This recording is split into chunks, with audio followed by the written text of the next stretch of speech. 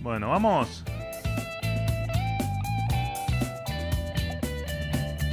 Bueno, ¿cómo andan? Acá arrancando el nuevo resumen del mes. Esto corresponde a octubre. Acuérdense que lo estamos haciendo desde septiembre. Todos los meses un pequeño informe de gestión con todo lo que venimos haciendo en materia pública, en materia de gestión. Así que les voy a estar resumiendo algunos temas. Hoy vamos a estar hablando de superávit fiscal, la baja de la inflación, el riesgo país, la disolución de la AFIP. Besitos a AFIP, ya no existe más. La privatización del Belgrano Cargas y Logística S.A., las estadísticas de incautación de drogas, el plan Manos a la Obra, las auditorías en las universidades, los decretos para que los familiares no hereden cargo. Sí, es increíble, en la Argentina moría alguien y los herederos se ligaban el cargo del hombre fallecido, de la persona fallecida, y la resolución del Gafi que evitó otra bomba, otra hermosa bomba que nos habían dejado los amigos kirchneristas. Así que arrancamos por economía. Esperen que me hago el mate. Algunos que me criticaron el mate en el video anterior porque dicen que lo puse para el video, para hacerme el popular. Muchachos, tomo mate desde que tengo 10 años y lo pienso seguir haciendo, digan lo que digan. Así que bueno, arrancamos. Esperemos que el agua esté caliente y no hervida. Bueno, arrancamos con economía, entonces. Vamos a toda velocidad porque tengo mucho y bueno, no quiero que sea muy largo ni muy pesado.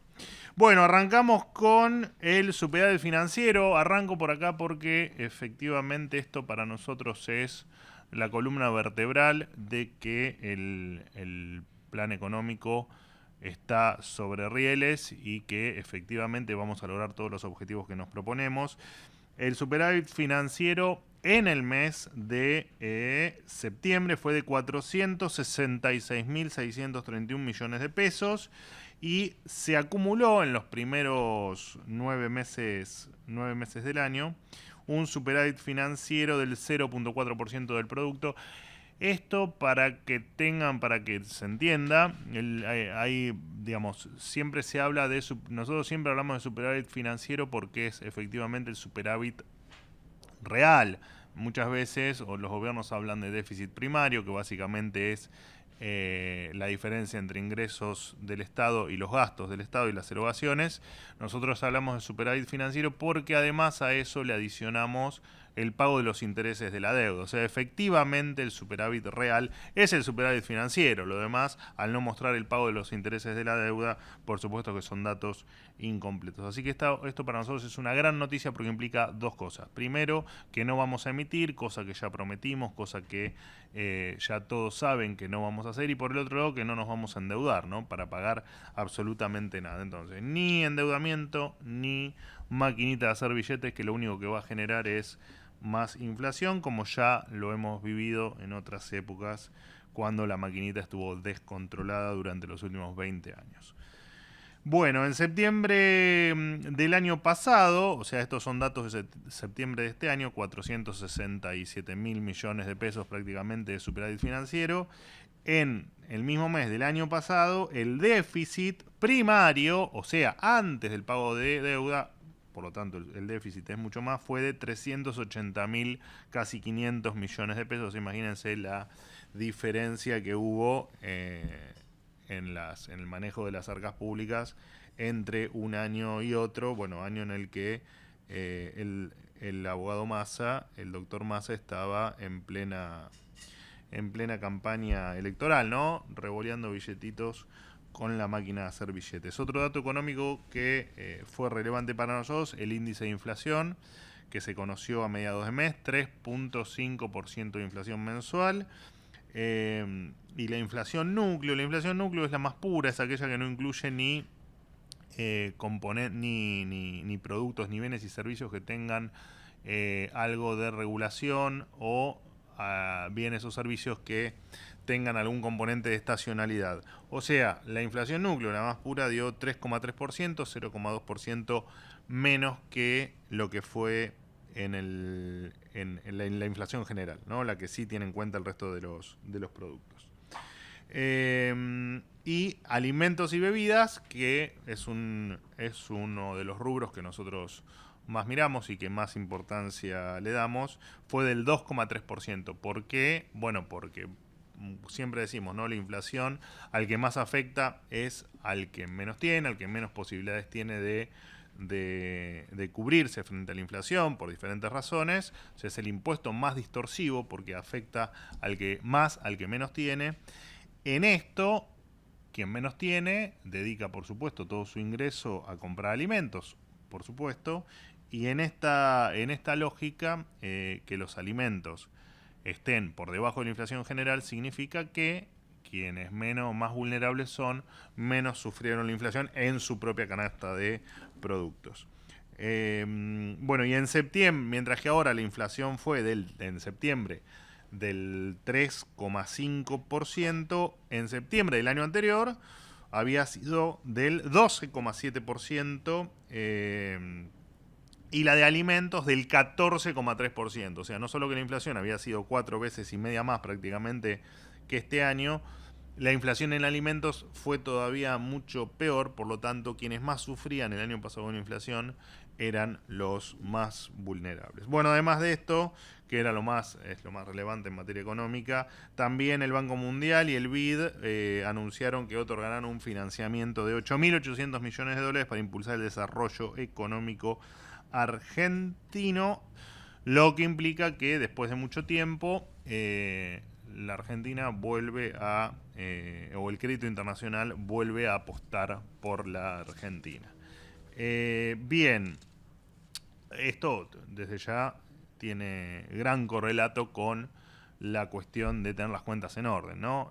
Tener las cuentas en orden y tener superávit financiero implica capacidad de repago, ¿no? Cuando hay capacidad de repago, claramente la confianza de a poco se va restableciendo, porque lo peor que te pueden hacer, todo se puede arreglar, y todo se puede arreglar a una velocidad, si se quiere, razonable. Lo que nunca se sabe cuánto va a tardar es en restablecerse lo peor que podés perder, que es la confianza. Y a nosotros nos han resquebrajado la confianza, y eso es lo que por supuesto más cuesta y por lo que el presidente más esfuerzos está haciendo, ¿no? Especialmente viajando al exterior, mostrando lo que es esta nueva Argentina y mostrando que salimos del delirio populista en el que estábamos metidos, o en el que estuvimos metidos hasta el 10 de diciembre del año pasado. Bueno, también se conocieron datos de actividad. Estos datos tienen algún atraso. Estos son datos de agosto, que muestran que la actividad con respecto a julio, al mes anterior, subió el 0,2%, así que también son buenas noticias porque implica ya el segundo mes de crecimiento económico.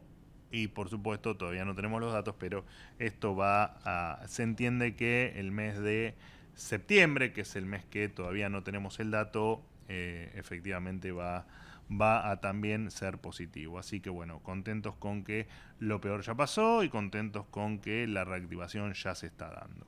Además, hubo récord de créditos en el Banco de la Nación Argentina, 11.000 millones de dólares en los primeros 9 meses del año, 45.000 solicitudes de créditos hipotecarios tuvo el BNA. En septiembre el Banco Nacional adjudicó 1.4 billones de pesos a familias y empresas, o sea, 1.4 millones de pesos, un 449% más que en el mismo mes del año pasado, cuando el ministro de Economía era Sergio Massa. Con respecto a la desregulación económica, el gobierno nacional redujo aranceles de importación a 89 productos claves, bueno, neumáticos, plástico, maquinaria y pequeños electrodomésticos. Para nosotros es muy importante porque cada paso que damos en pos de bajar aranceles, de abrirnos al mundo y de tener productos más baratos y de mejor calidad en muchos casos, siempre es una buena noticia. Además, se eliminaron regulaciones obscenas, realmente obscenas, como la obligación de contar con un veedor. Escuchen esto, un veedor de industria nacional para aprobar la importación de productos. Entonces, si vos, por ejemplo, querías importar calzado, no sé, italiano, necesitabas primero la aprobación de un referente local que te dé lo que hay. Un absoluto delirio de una economía hiperregulada y de una economía que efectivamente se manejaba a dedo a todos los niveles. Bueno, y también se suprimieron valores de referencia para exportación, una medida que forzaba a los exportadores a pagar una garantía para cubrir la brecha entre el precio real de sus productos y lo que la ex AFIP, la difunta AFIP, decía que ese producto valía, que por supuesto siempre era más que el precio de mercado, lo que hacía que la exportación tenga un costo adicional para el que exportaba. Y además porque reduce nuestros costos, beneficia la exportación y si esto ocurre, evidentemente también termina beneficiando el empleo y la producción local. El 21 de octubre la AFIP, señores, dejó de existir. En su lugar se creó la Agencia de Recaudación y Control Aduanero, el ARCA. Así que la AFIP, adiós. La primera medida que se va a tomar, esto por supuesto se da por etapas, se van a reducir 45% de las autoridades superiores y un 31% de los niveles inferiores de la estructura actual, y van a reubicarse 3.155 empleados contratados de manera irregular en la gestión anterior, pero todo en virtud de una gran reestructuración que se está haciendo en todos los rincones del Estado, especialmente en donde, en AFIP, o en la ex AFIP, donde evidentemente también estaba descontrolado el tema de los empleos, especialmente en el último año de la gestión anterior. Se van a ahorrar 6.400 millones de pesos al año. Se elimina la cuenta de jerarquización. Esto, para que la gente entienda, parte de la recaudación impositiva se repartía, parte de lo que recauda impuestos la AFIP o la ex AFIP, se distribuía entre los empleados. En los cargos superiores implicaba un incremento salarial de entre 17 y 30 millones de pesos, o sea, tenías un sueldo base de 2, 3 o 4 millones de pesos y terminabas cobrando 30 o 32 millones de pesos por esta cuenta de jerarquización. Y además, porque el objetivo es que la nueva agencia, el ARCA o la ARCA, pues la agencia, efectivamente sea simplificada, sea austera y por sobre todas las cosas eficiente. Bueno, y además se cerró la ex Chicone Calcográfica, se reestructuró la Casa de la Moneda, un emblema de corrupción de la gestión anterior. Todos sabemos, no es necesario que les recuerde qué es lo que había ocurrido, lo que significaba el nombre Chicone. Además, la Casa de la Moneda tenía deudas que ascendían a 371 millones de dólares y además gastaban en cuestiones que nadie entiende bien por qué pasaban, como el jardín de infantes La Monedita, que tenía prácticamente un empleado, cada dos chicos que iban al jardín. Además, el gobierno nacional dispuso el cierre de 3 fondos fiduciarios que no estaban operativos o que tenían ineficiencias: el Fondo Nacional de Emergencias, el Fondo Fiduciario Progresar y el Fondo de Protección Ambiental de los Bosques Nativos. Los 3 casos, con títulos hermosos, bien intencionados y hasta que uno podría suponer que tenían causas nobles, se usaron para financiar claramente cajas de la política. El de Emergencias y el Progresar nunca estuvieron operativos desde que se crearon. Y el de protección ambiental no contaba con ningún indicador para medir el resultado de la gestión. El gobierno, por supuesto, apunta a cuidar cada peso del contribuyente. Bueno, me sirvo un mate y arrancamos con transporte. Bueno, transporte.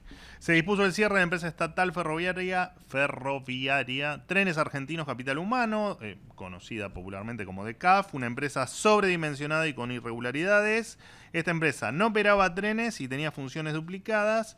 Entre sus imprescindibles acciones, escuchen, se encontraba la contratación de artistas populares dentro de un programa llamado En Tren Tenerte, que paradójicamente se desarrolló durante la pandemia. Sí, estábamos encerrados, con miedo, en fin, con un futuro incierto, y me contrataban ahí artistas populares para entretenerte. Bueno, es así la cosa, ¿qué va a ser?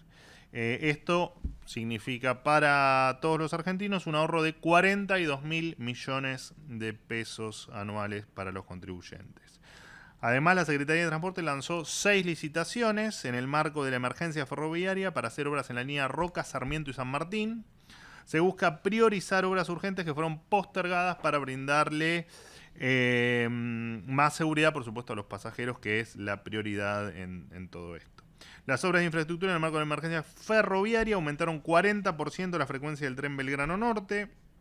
Se sumaron 49 servicios de lunes a viernes para alcanzar 162 servicios diarios con una frecuencia de 13 minutos en hora pico. La medida beneficia a los pasajeros que a partir de ahora van a viajar mejor y más rápido en un sistema que dejaron, por supuesto, destrozado.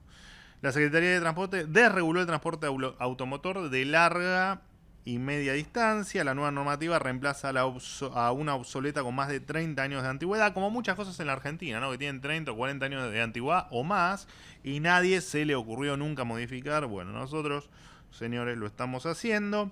Se crea el Registro Nacional de Transporte de Pasajeros de acceso público sin costo y online para que el transportista no pierda tiempo en trámites burocráticos, tiempo y dinero, ¿no? En trámites burocráticos que se podían evitar.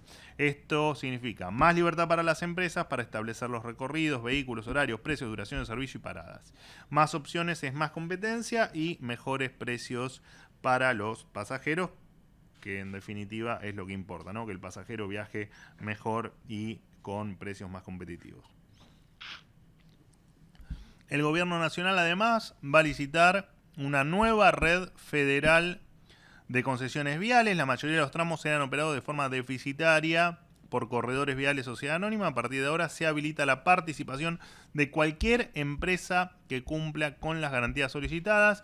Esto es muy importante porque se termina el grupito de 2 o 3 empresas que eran las únicas que siempre tenían acceso a este tipo de licitaciones. Ahora cualquiera que cumpla con los requisitos lo va a poder hacer. El sector privado va a tomar posesión de las rutas nacionales concesionadas para disminuir el déficit y transparentar el gasto.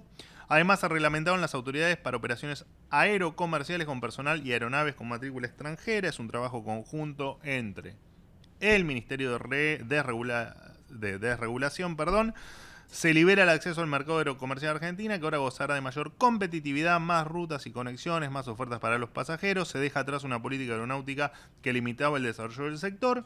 La medida se enmarca dentro de una desregulación del sector aéreo y la política de cielos abiertos del gobierno nacional, que para nosotros es fundamental. Y además comenzó a regir la resolución que prohíbe el cobro de impuestos y tasas en la factura de servicios públicos y bienes. Solo se podría incluir la descripción y el precio correspondiente al servicio. Esta medida transparenta los costos de los servicios públicos frente a los contribuyentes y evita que se cobren tasas o impuestos escondidos. Denuncia tu factura @comercio.gov.ar. Denuncia tu factura @comercio.gov.ar. Si todavía tu intendente te sigue mandando en la factura de servicios públicos alguna tasa. Nosotros no nos metemos, por supuesto, como corresponde en la autonomía municipal, pero pretendemos que no se obligue a las empresas, si esa tasa se la quieren cobrar, que vayan y le toquen la puerta al vecino y se la cobren, que no lo hagan a través de una manera compulsiva como es pagar la factura de algún servicio público. Bueno, agroindustria, señores. La Secretaría de Agricultura, Ganadería y Pesca lanzó el Sistema Nacional de Trazabilidad Electrónica para mejorar la identificación del ganado. El sistema se implementará gradualmente a partir del 1 de marzo del 2025. La implementación de esta tecnología es un requisito excluyente para acceder a mercados internacionales, como es el de Europa y Asia, donde su aplicación es, por supuesto, obligatoria para abrir estos nuevos mercados y mantener la agroindustria argentina en el primer plano mundial como merece. Pasamos a seguridad. Estadísticas en la incautación de drogas. La ministra Patricia Bullrich presentó las estadísticas de incautación de drogas en estos 10 meses de gestión con cifras récord. Las incautaciones de cocaína aumentaron un 70% con respecto al año pasado, las de drogas sintéticas un 19% interanual y hubo un 16% más de detenidos por narcotráfico. Bueno, se aprendió a 30 jefes narcos, como el Caballito Andío, mano derecha. ¿Por qué tienen estos nombres los narcos, no? Mano derecha de Marco Estrada González, ex caponarco de la Villa 31, la hermana de Líndor Alvarano, ex caponarco de Rosario, o el grupo Romani, una banda relacionada con los monos y la mafia gitana. Subió un 13% la cantidad de procedimientos antidroga, dato no menor, y en Rosario, en el marco del famoso Plan Bandera, se realizaron 773 procedimientos, se detuvieron a 679 personas y se incautaron 265 kilos de droga. Recordemos que en agosto, producto del Plan Bandera, 30 días sin homicidios allí en una ciudad que incluso había perdido hasta el turismo, en una ciudad turística que dejó de tener turismo por la inseguridad. Eso de a poco se está volviendo a recuperar. En los casos más resonantes de los operativos antidrogas, se detuvo a las hermanas Macana, una organización narco compuesta por 6 personas que tenían una relación con las amenazas a la familia del futbolista Ángel Di María en marzo de este año, para quienes no lo recuerdan. Una peligrosa banda narco vinculada al sicario Milanesa y a otros miembros de los Monos, a 2 personas con 32 dosis de cocaína en el barrio Villa Vía Honda de Rosario, a 3 personas que llevaban droga en un micro, lo cual fue detectada gracias al enorme trabajo de la perra Olivia y el Cambito.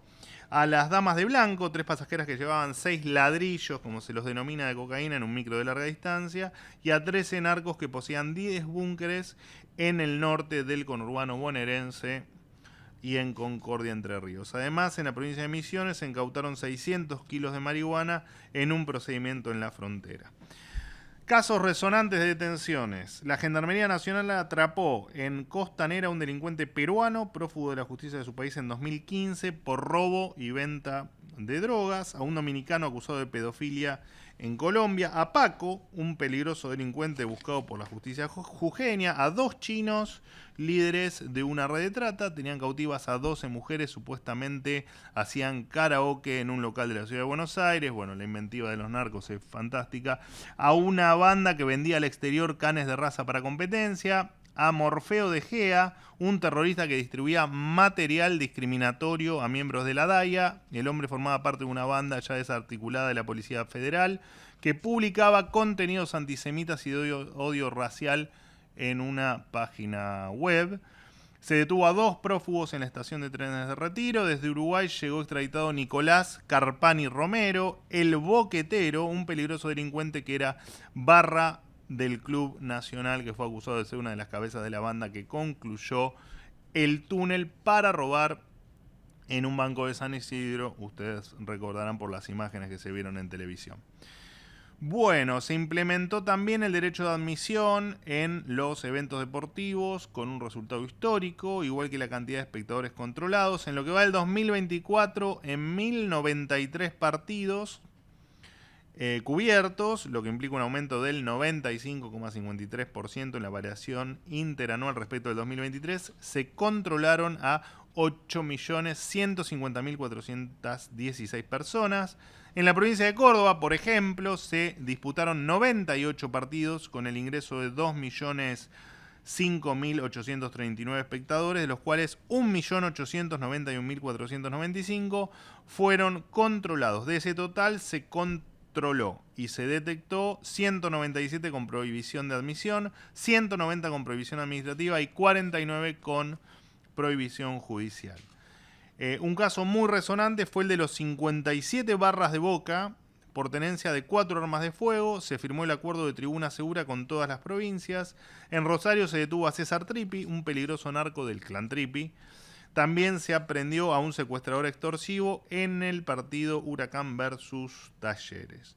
Las alertas CIFCOP de pedido de captura de búsqueda de personas también fueron efectivas. Este año ya hubo 947 alertas con pedido de captura en los partidos de fútbol de todo el país, de los cuales 48 fueron en Córdoba. Bueno, para seguir ampliando las capacidades de la fuerza, también la ministra Patricia Bullrich intercambió métodos de trabajo con Nayib Bukele y el ministro de Seguridad de El Salvador. Este país, a través de un combate sin excepciones contra el narcotráfico, bajó las cifras del delito en su país de 106,3 por cada 100.000 habitantes en 2015 a 2,4 en el 2023.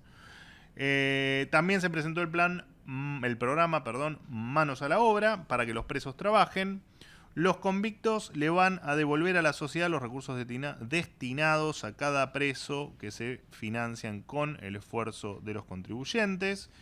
Incentivar la cultura del trabajo, evita el ocio en las cárceles y, por supuesto, que es lo más importante, ayuda a la reinserción laboral. A partir de ahora, todos los internos deberán realizar la refacción y el mantenimiento de su lugar de alojamiento, conocido como prestaciones personales. Además, se están reactivando de manera progresiva talleres para que los reclusos aprendan oficios y puedan reinsertarse laboralmente. Tengo un problema con la R que me trabo, no sé por qué. Cabe destacar que si no se realizan las actividades voluntariamente, los presos tienen un demérito en la progresividad de la pena, no van a recibir ciertos beneficios como salidas transitorias o una mejor ubicación carcelaria.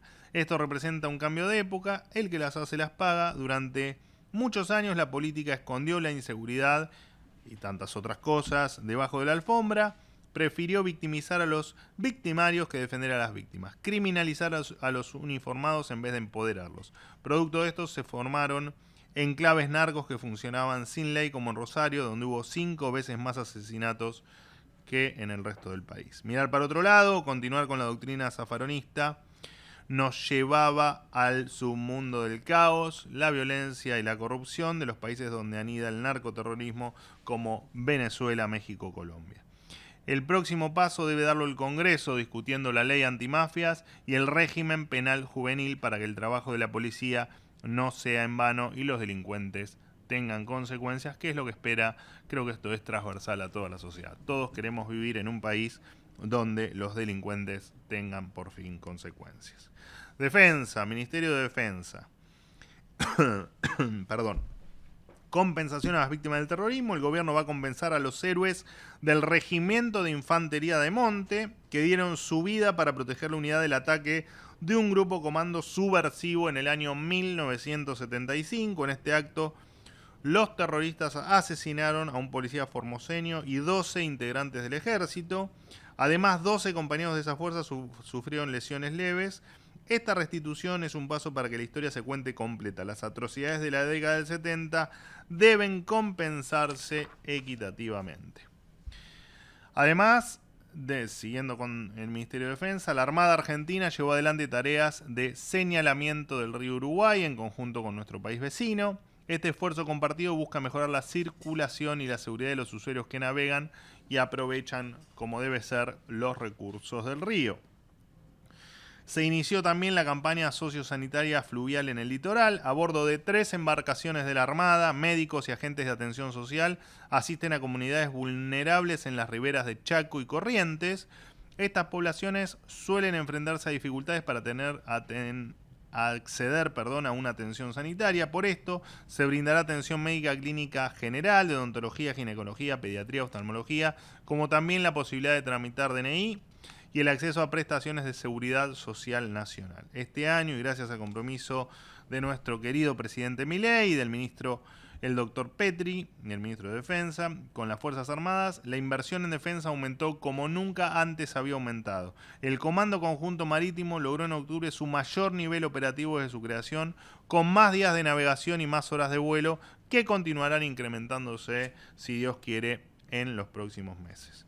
Salud. El flamante ministro de Salud, Lugones, definió los lineamientos centrales que guían su gestión. Transparentar el sistema, optimizar los costos, garantizar la libre competencia y, por sobre todo, mejorar las prestaciones. Se digitalizaron los trámites de ANDIS, que es la Agencia Nacional de Discapacidad, para quienes realmente necesitan este apoyo económico. No pierdan tiempo en burocracias absolutamente innecesarias. Como nos hemos acostumbrado, ¿no?, a vivir en una maraña burocrática, bueno, estamos tratando de salir en todos los ámbitos del Estado Nacional. Además, ANDIS, dependiente del Ministerio de Salud, diseñó un operativo conjunto con los Ministerios de Seguridad y de Justicia, en lo que fue una absoluta genialidad, donde se logró capturar unos 14 delincuentes prófugos que cobraban de manera irregular una pensión no contributiva por invalidez laboral. No podían laburar, pero sí podían salir a afanar. Cosas que pasaban en la Argentina hasta el 10 de diciembre. Por supuesto, bueno, fueron aprendidos 14, hay más detectados que se los irá aprendiendo con el correr de los días. En relación a medicamentos, dentro del Ministerio de Salud, el Ministerio acordó con el PAMI la compra de medicamentos oncológicos y de tratamientos especiales. Esto va a permitir que el costo de adquisición de esos medicamentos baje un 50%. En cuanto a prepagas y obras sociales, hay 3 prepagas que ya se inscribieron en el Registro Nacional de Agentes del Seguro. Ahora, Swiss Medical, Galeno y Medife van a recibir los aportes de sus afiliados de manera directa, sin pasar a través de esas obras sociales que muchas veces eran fantasmas, que funcionaban como intermediarias. Esto le da la libertad a los usuarios de elegir dónde derivan sus aportes y contribuciones sin el trámite burocrático y, por sobre todas las cosas, sin el costo que los intermediarios les acarreaban, que significaba menos aportes a sus obras sociales.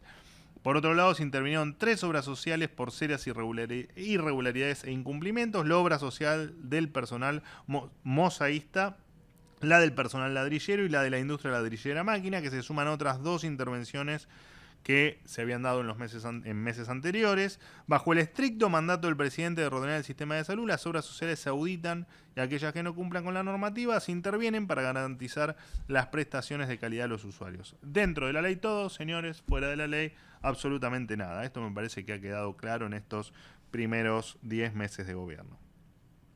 Bien, reestructuración de hospitales. El Ministerio de Salud comenzó la reestructuración del Hospital Bonaparte, lo que derivó en un sinfín de fake news, de noticias falsas, que funcionará por 60 días. El establecimiento recibe un presupuesto de 17.000 millones de pesos anuales, el Hospital Bonaparte. Sin embargo, contaba con una internación promedio anual de 19 pacientes diarios. Con un presupuesto subutilizado se generaron gastos ridículos como, escuchen, en el Hospital Bonaparte, un museo, un jardín y un centro cultural. Los pacientes internados, todos tienen los que necesitaban derivación, tienen su derivación correspondiente y nadie se ha quedado sin ningún tipo de prestación o asistencia. Campañas de prevención. Bueno, en cuanto a las campañas, el Ministerio de Salud actualizó la situación epidemiológica del dengue, viruela símica y otros virus respiratorios. En línea con medidas de prevención, autoridades del Ministerio de Salud se reunieron con empresas elaboradoras e importadoras de repelente, por supuesto, para garantizar y agilizar la importación de este insumo y que no haya faltantes. También se actualizó, bueno, y finalmente, y con motivo del mes de octubre, momento en el que se conmemora esta fecha, se realizaron las campañas de prevención de embarazo adolescente y prevención del cáncer de mama. Bueno, pasamos a... Esperen a ver si no me comí nada. No. Pasamos a Capital Humano, el Ministerio de Capital Humano. El Ministerio de Capital Humano, a través de ANSES, denunció ante la justicia a beneficiarios que emitieron 72 trámites truchos para cobrar la asignación universal por embarazo. Además, va a investigar si se trató de un modus operandi con el objetivo de defraudar al Estado. Entre las irregularidades se encontraron certificados médicos sin registro de nacimiento, es decir, tras la fecha de parto declarada no se registró ningún nacimiento ni ninguna interrupción del embarazo, lo que se presume había claramente embarazos inexistentes. También otra irregularidad fue la simulación de interrupciones de embarazos. Se presentaron solicitudes acompañadas de certificados apócrifos que incluían documentación falsa de interrupción de embarazo que les permitió a las beneficiarias seguir percibiendo el beneficio hasta la presunta interrupción, matrículas médicas inválidas, sellos o quill erróneos y certificaciones realizadas por profesionales sin habilitación en obstetricia. Se hallaron también inconsistencias en los profesionales que avalaron esos certificados, al mismo tiempo en algunas oficinas como la de Trujillo en Moreno, hasta había de la persona responsable de la venta o sea, hasta se detectó la persona que vendía los formularios. El monto total de la defraudación al Estado asciende a los 165 millones de pesos. Sí, 92, acá pero creo que lo dije, había 92 certificados truchos de asignación universal por embarazo. Acá es increíble que como ha pasado como ha pasado cuando se detectaban intermediarios que se quedaban con la comida de los que menos tienen, o cuando se detectaba intermediarios que se hicieron ricos con los planes, extorsionando a quienes cobraban planes sociales. Y la verdad que es increíble. Uno imagina que existe o que existía cualquier tipo de corrupción. Lo que uno nunca imaginó es que la corrupción también afectaba de manera directa, que le robaban la comida o que le robaban lo más básico de la dignidad de un ser humano, que es la alimentación, ¿no? Y en el caso la verdad es que presuntamente, haber robado con las pensiones por embarazo, cuando están precisamente hechas para los más vulnerables, la verdad que es algo absolutamente increíble que pasaba en la República Argentina y que esperemos que no pase nunca, nunca, nunca más. Bueno, con respecto al cambio un poco de tema, buenas expectativas del empleo formal privado. La encuesta de indicadores laborales mostró buenas expectativas de contratación en el empleo formal privado. Esto se debe al orden macroeconómico, por supuesto, a la baja de la inflación.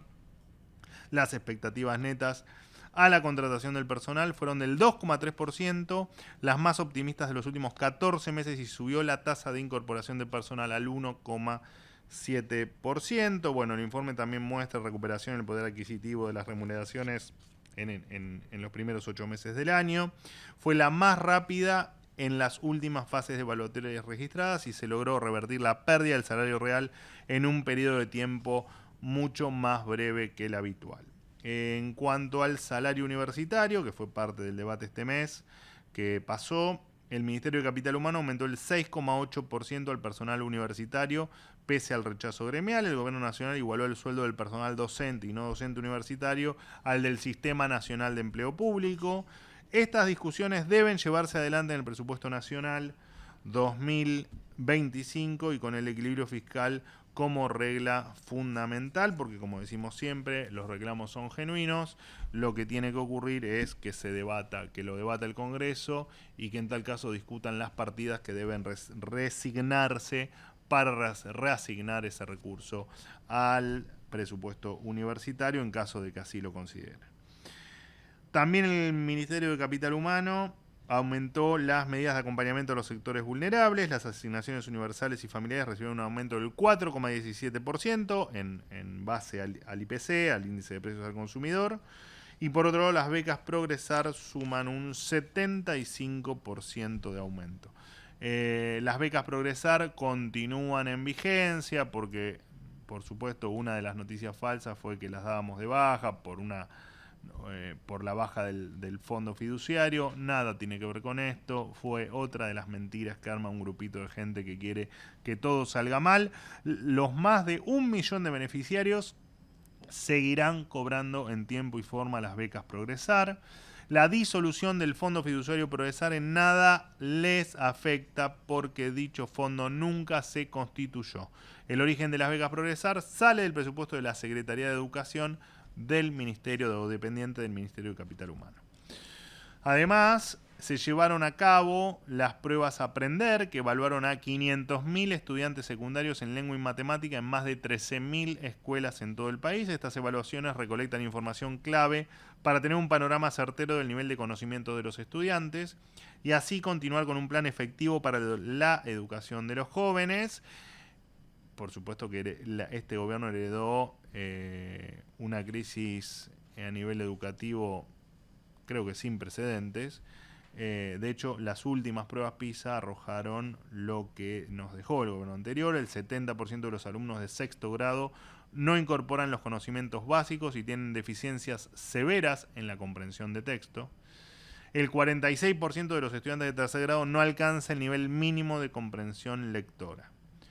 Esto es una catástrofe educativa en la República Argentina. Esto, señores, es parte de lo que nos han dejado a todos los argentinos, porque esto es el futuro de Argentina. La educación de los más chicos es el futuro de Argentina y la han despedazado. Más allá de los resultados que arrojen las pruebas 2024, estas pruebas Aprender, el gobierno del presidente Milei comenzó el plan de alfabetización, que tiene la urgencia de garantizar el desarrollo de los niveles de lectura y escritura apropiados para los estudiantes de tercer grado. Y por último, y termino con Capital Humano y paso a Justicia, finalmente se eliminó el registro de abogados y gestores administrativos del ANSES, el cual duplicaba una base ya existente y generaba obstáculos burocráticos absolutamente innecesarios. Con menos trabas administrativas, los ciudadanos pueden elegir con libertad cómo y quién gestiona sus trámites. Esperen que me hago un mate más, ya está medio lavado. Paso al Ministerio de Justicia. El Ministerio de Justicia anuló la cesión de tierras del Nahuel Huapi a grupos criminales de falsos mapuches, mientras el gobierno anterior optó por ceder tierras del Estado a estos delincuentes. Nuestra línea es proteger el suelo argentino y no ceder a chantajes ni a violencia. La patria no se vende. Se le quitó el estatus de refugiado también al expresidente boliviano Evo Morales en 2019 y tras intentar perpetuarse en el poder mediante fraude electoral, Morales llegó a la Argentina como refugiado político del profesor Fernández, recibiendo privilegios injustificados por parte de la gestión anterior. Ahora que retomó el liderazgo de la política en su país y que es evidente que no corre ningún riesgo, de ninguna manera se explica que tenga privilegios sobre el resto. El refugio en nuestro país es un derecho que debe ser otorgado con seriedad y no por conveniencia o favores políticos del momento. Además, la Oficina Anticorrupción es querellante en la causa por otorgamiento indebido de pensiones, tras detectar el otorgamiento irregular de al menos 85.000 pensiones por invalidez, al menos. La Oficina Anticorrupción se puso al servicio para esclarecer estas maniobras destinadas a cumplir con favores políticos. Porque en definitiva no había otra razón detrás no hay otra razón detrás de una pensión trucha por invalidez. Esto agilizará el proceso para esclarecer las inconsistencias detectadas y ahorrar gasto innecesario para el Estado Nacional. La Procuración del Tesoro de la Nación dictaminó que la Sindicatura General de la Nación, conocida como la SIGEN, audita las universidades públicas. De esta manera se revierte una medida de Carlos Zanini que le había dado ese poder a la Auditoría General de la Nación, dependiente del Congreso. Bajo este procedimiento, la Facultad de Psicología de la UBA fue la última en presentar un informe del año 2018. Finalmente sabremos dónde y cómo fueron destinados el 89% de los fondos transferidos entre el 2015 y el 2022, que todavía falta auditar, no solo porque es lo que corresponde, sino porque se tiene que discutir cuál es el correcto presupuesto universitario o cuál va a ser el correcto presupuesto universitario en el futuro. Además, y siguiendo con justicia, la Argentina superó la evaluación mutua del GAFI, Grupo de Acción Financiera Internacional. Evitamos caer en la lista gris del organismo internacional encargado de combatir el lavado de activos, el terrorismo y el crimen organizado. Ser incluido en la lista gris nos hubiese traído consecuencias perjudiciales para la economía, daña la seguridad jurídica, restringe el acceso al crédito internacional, aumenta la volatilidad y la incertidumbre entre los inversores. Algunos de los países que integran esta categoría son Venezuela, Siria y Haití. Y sí, efectivamente, Argentina fue parte de esta lista gris entre 2010 y 2014. A través del decreto presidencial 891 del 2024, se eliminó el Consejo Asesor de la Unidad de Información Financiera. Nuevamente un cierre necesario para continuar con el achicamiento del Estado elefantiásico,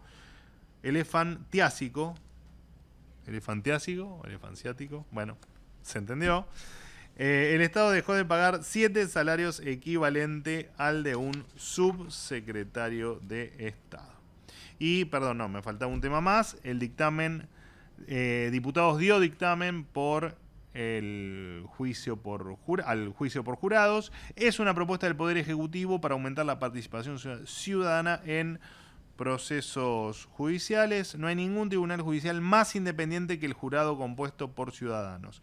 Los resultados exitosos los vemos en países como Estados Unidos, Reino Unido, Canadá, Australia, Nueva Zelanda, Irlanda, Sudáfrica, Francia y Japón, entre tantos otros. Este gobierno está convencido de que recuperar la confianza en la justicia es clave para atraer inversiones. Este gobierno, y me parece que buena parte de los argentinos, y es exactamente lo que vamos a hacer.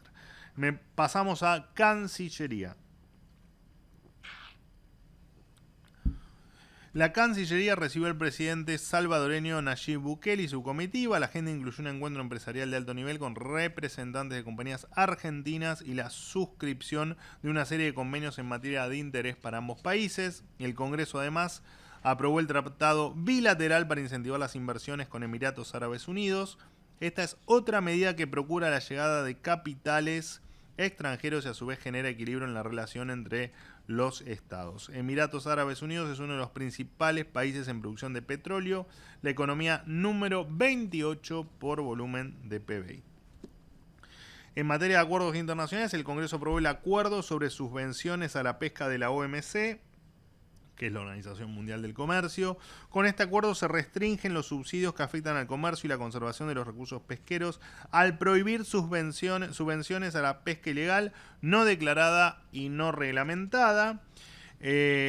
Por otro lado, Argentina y Estados Unidos celebraron la reunión del Comité Permanente Conjunta de Energía Nuclear número 18. Se reafirmó el valor de la cooperación nuclear civil como parte de la relación estratégica y política entre países. Se sostuvo el compromiso con el Tratado sobre la no proliferación de las armas nucleares, como también se reconocen las áreas de interés compartido y la importancia del intercambio de información técnica que también hacen a los países cuando esto ocurre. Y además Argentina logró insertar productos en 2 nuevos mercados. El Salvador y Sudáfrica otorgaron el reconocimiento sanitario de 2 productos argentinos nuevos para sus mercados: carne bovina refrigerada y hemoglobina bovina y porcina en polvo, respectivamente. Estos representan oportunidades comerciales sumamente valiosas para nuestro país. La incorporación de ambos destinos a la extensa lista de compradores de productos cárnicos argentinos, que incluye a los mercados más exigentes y relevantes del mundo, muestra la alta competitividad, calidad y condiciones sanitarias, por supuesto, que tiene la República Argentina. Pasamos al Ministerio de Desregulación y Transformación del Estado, a manos de el querido Federico Sturzenegger. Bueno, la ley Hojarasca fue una novedad del mes de octubre, elimina leyes obsoletas y que restringe las libertades individuales. Algunas de las regulaciones derogadas son una normativa que, por ejemplo, restringía la libertad de circular porque obligaba a presentar un carnet de mochilero. Increíble. Otra que prohibía reuniones privadas entre ciudadanos, una que impulsaba la cría de abejas y la cría de conejos, y otra que autoriza las emisiones de televisión a color.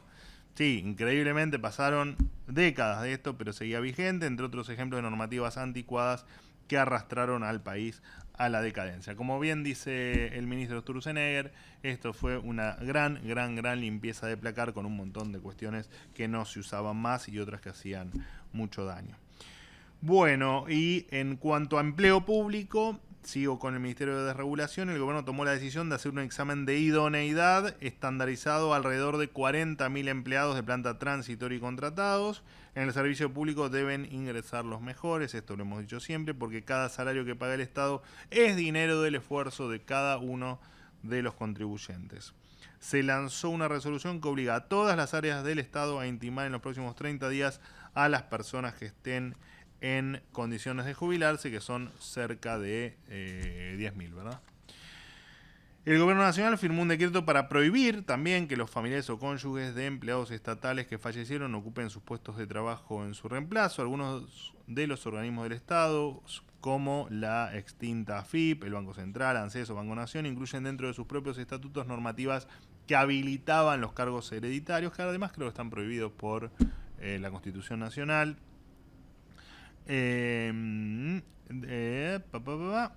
Bueno, sabemos que es un privilegio que en la administración del presidente Milei no va a existir más. Este tipo de privilegios se van a desterrar para siempre.